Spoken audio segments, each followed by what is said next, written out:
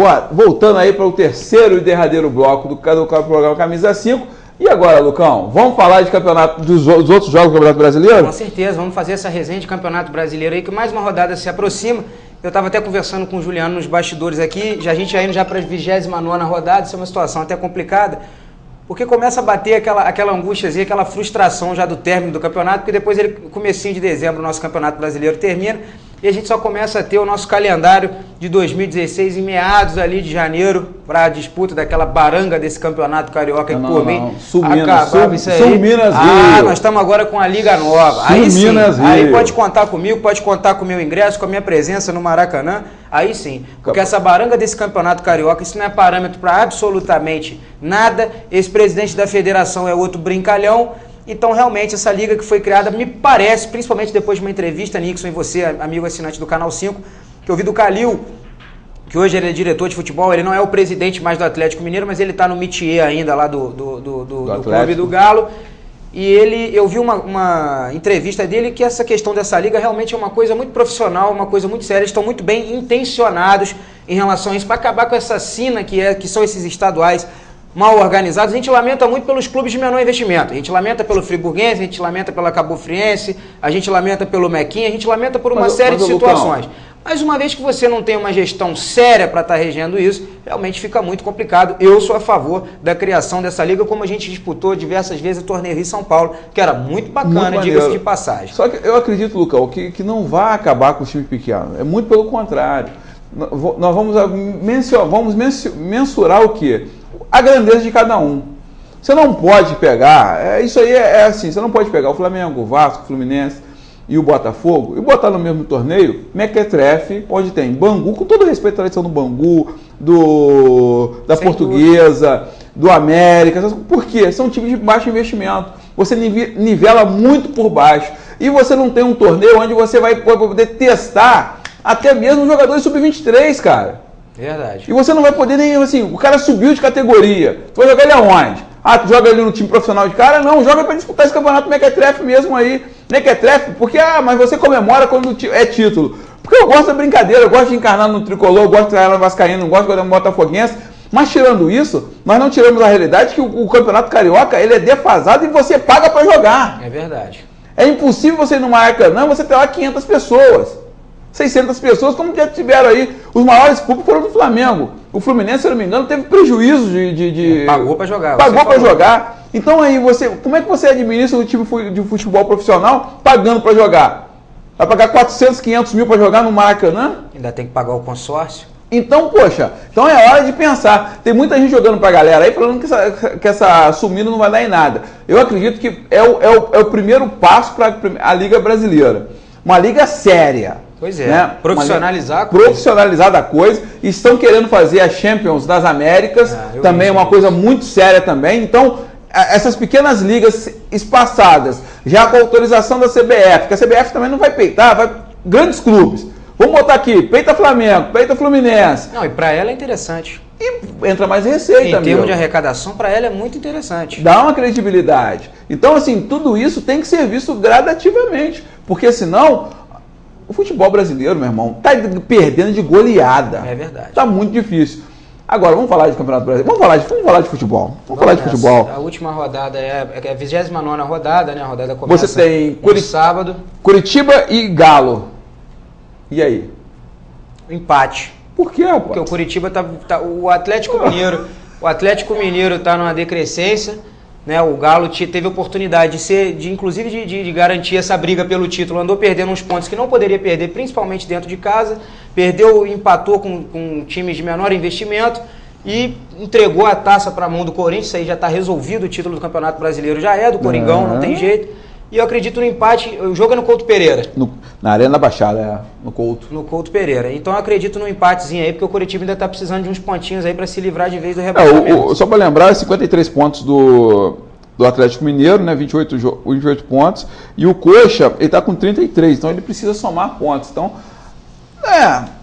eu torço para a vitória do Galo. Eu torço para o Galo, porque eu não aceito o Gambá ser campeão. Bom, vamos lá.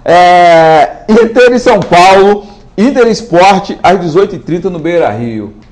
Esse jogo aí vai dar Inter. O Inter vai vencer essa partida aí.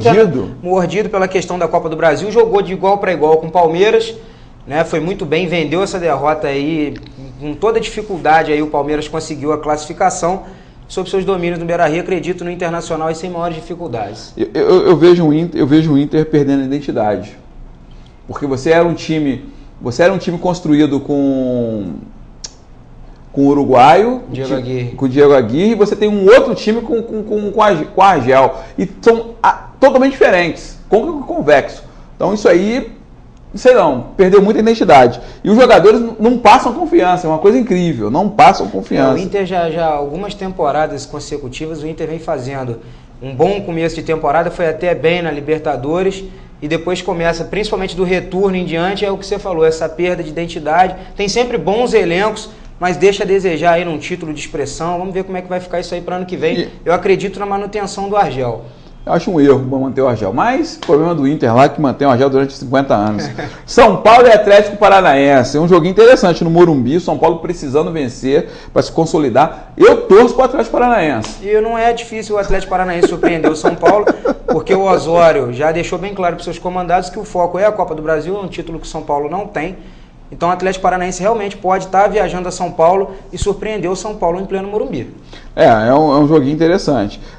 Vasco e Avaí e Vasco, na verdade, lá na ressacada, né? O Vasco numa ascensão muito legal, mas eu acredito que a ascensão para na ressacada. 11 horas da manhã, um jogo tranquilo. O Avaí tem mantido uma regularidade, né? Você fala uma regularidade, mas ele está com 32 pontos, né? Não perdeu o último jogo. Então, isso pode empacar um pouquinho o jogo do Vasco. Para a sorte do Vasco, o Joinville enfrenta o Flamengo precisa vencer. Porque apesar da derrota... mas isso aí já fica complicado na questão em relação ao Vasco, nessa cronologia que a gente vem conversando aqui todas as semanas, o tempo hábil, se vai acontecer ou não para o Vasco poder se recuperar. Eu vou dar um crédito para o Vasco do Jorginho aí contra o Avaí, vai surpreender, vence por 1-0 na ressacada. Bom, vamos esperar para ver. Eu, assim, como eu sou carioca, eu torço muito para o Rio de Janeiro, mas dessa vez o Avaí vai ganhar. Cruzeiro e Grêmio, vamos bater lá fora, rapaz. Cruzeiro e Grêmio. O Grêmio é eliminado da Copa do Brasil. Esse Cruzeiro do Mano Menezes também é uma incógnita, faz boas partidas e às vezes perde pontos também, muito inconstante no campeonato. Mas diante dessa eliminação do Grêmio aí, repentina na Copa do Brasil para o Fluminense, e dentro de sua casa, o psicológico pode estar um pouquinho abalado. Pode ser que dê Cruzeiro no Mineirão, 2-1 para a Raposa. Só eu vejo o seguinte, né? O Grêmio, ele só está no lucro esse ano, né? Porque o Grêmio saiu de uma terra desolada com o Filipão e agora pegou, e o Grêmio engrenou com os mesmos jogadores, está bem posicionado e, né, o que vier pro Grêmio é lucro. Ele está franco atirador, Lucão. Goiás e Figueirense, jogo do desespero, né? Esse é o jogo dos desesperados. No Serra Dourada? Serra Dourada, aquele campo grande, 16, o calor. Isso aí o Goiás pode levar vantagem nessa aí e acabar vencendo essa partida. Porque em nível técnico são muito parelhas as equipes. Acredito no Goiás por esse fator campo aí e aquela umidade relativa do ar bem baixa. É isso aí. Vai ser complicado. Tempo seco. Muito complicado lá. Ponte Corinthians, Macaca versus o Gambá, e aí? O Corinthians não perde ponto para Ponte Preta de jeito nenhum. O Corinthians caminhando passos largos pelo título, não vai perder mais pontos. Pode ser um empatezinho ali, alguma coisa nesse sentido, mas eu ainda acredito na vitória do Corinthians. O time do Tite é o seguinte, joga mal, empata. É um time muito didático. Se joga mal, empata. Perder, não perde. Impressionante o trabalho que o Tite fez esse ano aí no Corinthians, realmente... Tem que enaltecer e tem que bater palma para eles aí ao final da última rodada em dezembro, porque o Corinthians foi realmente um time mais vistoso dentro de campo. Foi muito bacana esse trabalho que o Tite fez aí com seus comandados. Se tudo continuar assim, na 32ª rodada já é campeão, né? Incrível, né? É verdade, vai ser campeão por antecipação. Santos e Fluminense. Santos e Fluminense lá na Vila Belmiro, diante dos números do Santos na Vila. E o Santos trabalhando tanto com a Copa do Brasil quanto com o Campeonato Brasileiro, realmente vai ficar difícil para o Fluminense lá. A gente espera realmente que colha um pontinho lá, para ir já somando, queimando mais uma gordurinha. Mas a parada é indigesta. Nesse jogo especial eu sou Santos, eu sou Fluminense. Torcendo o Fluminense arrancar aí 3 pontos do Santos. Fluminense, Flusão, depois que mandou o Ronaldinho embora... Não, devolveram o meu time de guerreiros, né? Demorou, mas devolveram. Calma. Já bati no Grêmio lá dentro. Calma. O tumor foi removido. Calma, muita calma. Chapecoense e Palmeiras lá na cara do Índio Condá. Pô, dá Chapecó, sabe? Porque lá é rabo. Eu também tô torcendo pelo Chapecoense. Lá é complicado e o Palmeiras também voltado para a Copa do Brasil. É difícil, porque agora chega um funil que o planejamento precisa ser definido. Ou você tem uma prioridade para o Campeonato Brasileiro, ou você foca na Copa do Brasil, porque em algum momento isso aí pode acabar gerando um desgaste de elenco. Isso é complicado, por isso eu acredito na Chapecoense para essa partida mais motivado do que o Palmeiras, que já pensa nesse jogo contra o Fluminense na semifinal da Copa do Brasil. Não, é lógico. E assim, né, a Chapecoense, na verdade, ela faz um trabalho para não cair, né? Para não cair mesmo. Os pontos da Chapecoense, hoje ela está com 31 pontos, mesma numeração de pontos do Goiás, então ela vai partir por tudo para uma vitória. Ela precisa vencer esse jogo para torcer para um tropeço ou do Avaí ou do Goiás, para empurrar um dos dois para o lugar dela e sumir dali. Verdade. Entendeu? Então, vai a 34 pontos. Se o Curitiba der um azar de perder o jogo dele, a Chapecoense passa o Curitiba e dá o problema para o Curitiba. Fala, se vira para os outros três lá e ela vai se livrar disso aí. Então, e esse ano pode... Bola tudo, né? E esse ano pode acontecer da nota de corte ser de novo abaixo de 40 pontos. Porque do jeito que a coisa tá... Você pode... Não vence, aí o de baixo não vence, ou empata, alguma coisa nesse sentido. Realmente, eu acho que 45 pontos... Tendo aí faltando agora cerca de 9 rodadas, né? A partir depois dessa vão faltar 9 rodadas. Para 45 pontos, eu também estou achando que vai ficar bem abaixo disso. Vai ficar bem abaixo. Entre 38 e 40 pontos. 40 passando pontos. A mão no topo. E você, de repente, 41 pontos, quem está com 41 pontos hoje, pode se dizer livre disso tudo. Porque a realidade é essa. Aí você fala, pô, muito nivelado por baixo. Não é nivelado por baixo, não, porque é um bolo, é muita gente enrolada. E você vê assim, o elenco do Vasco é um bom elenco, está em penúltimo lugar. E não consegue vencer. O problema todo é esse. Ele vence e patina. Os números não favorecem, a cronologia do campeonato não favorece e as rodadas vão passando e o Vasco vence os outros. O Vasco fica muito difícil. Entendeu? Porque aí, assim, o Vasco precisa hoje, só para a gente falar, para a gente encerrar também aqui, o Vasco precisa hoje vencer os seus jogos e torcer para Avaí, que joga contra ele, Goiás e Chapecoense não vencerem. É isso aí. Então é torcer por muita coisa. Ele tem que fazer a parte dele, ainda depende de outros resultados. De 3 resultados, então é muito complicado. Sem contar assim, tem que pedir o Figueirense para não vencer. É difícil. Entendeu? E o Joinville não vencer.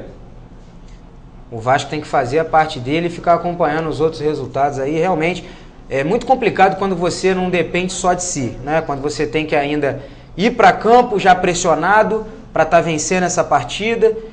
A gente sabe que é um jogo de 6 pontos, eu inclusive estou apostando no Vasco diante do astral que o Jorginho modificou nesse vestiário do Vasco. Agora, ainda ter que depender de outros resultados é que é o grande problema do Vasco. Poucas rodadas para o campeonato se encerrar e ainda depender de outros resultados dos adversários que estão ali acima do Vasco, realmente é muito complicado. Mas para essa partida contra o Avaí, eu ainda acredito nesse bom astral do Vasco da Gama e no trabalho que o Jorginho vem fazendo ao lado do Zinho no Vasco. Lucão, então suas considerações finais para nós encerrarmos, senão a Amanda ali já está querendo entrar com o galo lutador dela dentro do cenário aqui. Bom, minhas considerações finais, eu quero deixar um abraço muito especial lá para o bairro do Puris, onde revelou o meu querido amigo Guilherminho, que eu tive a oportunidade de acompanhar a partida do Legia Varsóvia ontem contra o Napoli. Gente da nossa terra aqui, apesar da derrota em casa, Guilherme, meus parabéns, apresentou um grande futebol, um jogador muito regular. Chega muito bem no ataque, defende muito bem, é um garoto muito jovem, tem um futuro promissor pela frente. Meu beijo especial para você, Guilherme, aí direto da Polônia, tá sempre com a gente pela internet.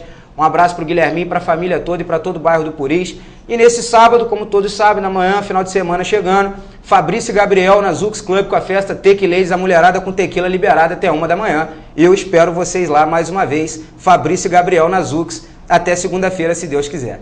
Fabrício e Gabriel. Muito bom, sertanejo de muita qualidade. Fabrício e Gabriel. Depois dessa, só torcendo o Flamengo enfiar uns 8-0 no cheque. Que não dá. Um abraço, galera. Um abraço, galera. Fiquem com Deus. Bye, bye.